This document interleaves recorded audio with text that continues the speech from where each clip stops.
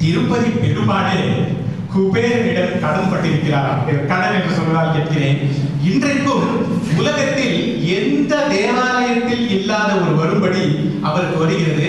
ஆனால் அந்த போகும் உண்டியல் பணம் எல்லாம் வட்டிக்கே போகிறதாம். இன்னும் அவர் அசல் கட்டவே ஆரம்பிக்கிறது.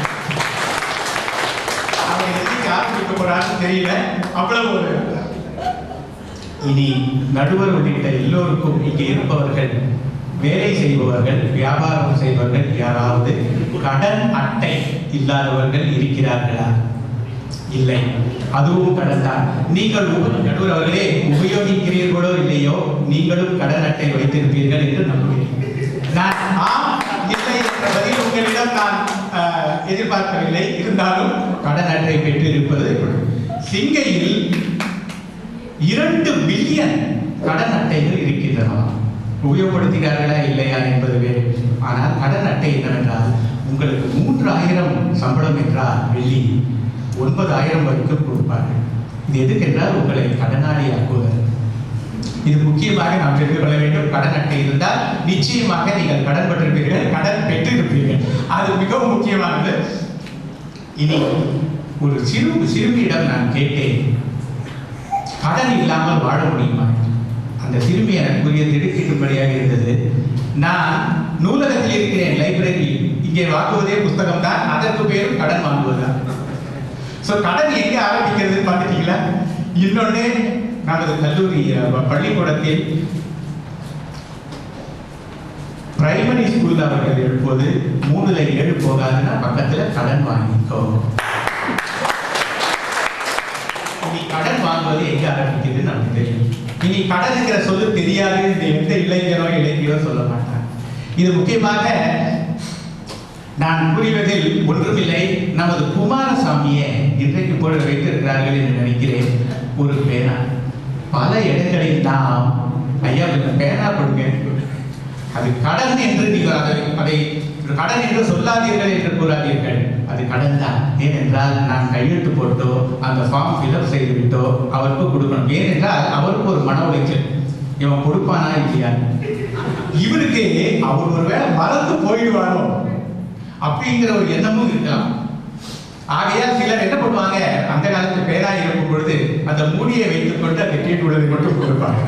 கையெழுத்து போட்டு எனக்கு கொடுத்துரு, இல்லைன்னா அவரை நீங்க ஃபில்அப் பண்ற வரைக்கும் வெயிட் பண்ணணும். இது எல்லோருக்கும் நடந்த ஒரு சம்பவம். ஏதோ மதர் தெரேசா, ஔவையார், விவேகானந்தர் இவர்களை பற்றியெல்லாம் அவர்களும் சொன்னார்கள். என் கடன் பணி செய்து கிடப்பதே நான் கூறியிருக்கிறேன், கடவுளுக்கு செய்வதும் கடமை பெற்றிருக்கிறேன் என்றுதான் கூறியிருக்கிறார்கள் அவர்கள். நான் என் கடமை கடவுளுக்கு கடன். இன்ஃபேக்ட் ஒரு சிறு இது சொல்லிவிட்டு முடிக்கிறேன். பெற்ற கடன், தன் மகனை சான்றோர் ஆக்குவது யாருடைய கடன்? கடமைன்னு சொல்லவில்லை, கடன். இவையெல்லாம் மிகவும் முக்கியமாக நம் பெரியோர்கள் சொல்லியிருக்கிறார்கள். கடன் நான் அப்பொழுதும் கூறியிருக்கிறேன். பிறப்பு என்பது நமக்கு தெரியும், பணம் சேர்த்து வைத்திருக்கலாம். ஆனால் இறப்பு என்பது தெரியாத ஒன்று. நிச்சயமாக பல இடங்களில் பல பேர் கடன் வாங்கித்தான் அந்த ஈமை கடனையே செய்திருக்கிறார்கள். இது மிகவும் முக்கியமானது. ஏனென்றால் திடீரென்று வருவது அந்த இறப்பு. அதை யாரும் பணம் சேர்த்து வைத்திருக்க மாட்டார்கள். ஸோ கடன். நான் வரும்பொழுது ஒருவர் சொன்னார், ஒரு நகை கடைக்காரர், சில ஊர்களில் நகைக்கடையை விட அடகு கடைகள் நிறைய இருக்குமா. ஏன்னா நகைக்கடையில நகை மட்டும்தான் வாங்க முடியும், ஆனா அடகு கடையில் பித்தளை பாத்திரமும். இது முக்கியமா தெரிஞ்சுக்க வேண்டியது. நாம கடன் இல்லாமல் வாழ நினைக்கலாம், குமாரசாமி போல் ஒருவர். ஆனால் வாழ முடியுமா என்பதுதான் இப்பொழுது பிரச்சனை. நிச்சயமாக நமக்கு பெற்ற கடன் உண்டு, வளர்த்த கடன் உண்டு, நாம் பெற்ற கடன் உண்டு, நாம் கொடுக்க வேண்டிய கடன் உண்டு, திருப்பி தர வேண்டிய கடனும் உண்டு, கடமையும் உண்டு.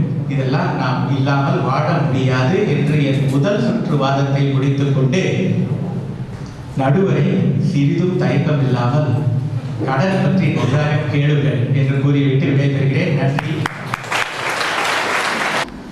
அதை கூர்ந்து கவனித்து பார்த்தீர்களானால், கடன் அட்டைன்னு ஒன்று சொல்றாங்க இல்லையா, அது கடனாளியை ஆக்குவதற்காக கொடுக்கப்பட்டது போல அவர் சொல்கிறார்.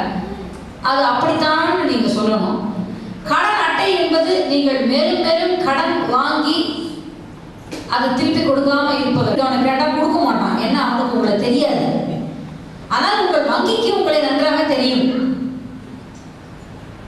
இதை மனதில் வைத்துக் கொள்ளுங்கள். ஆனால் மறுபடியும் சொல்கிறேன், உங்களுடைய எதிரணி வலுவான ஒரு வாத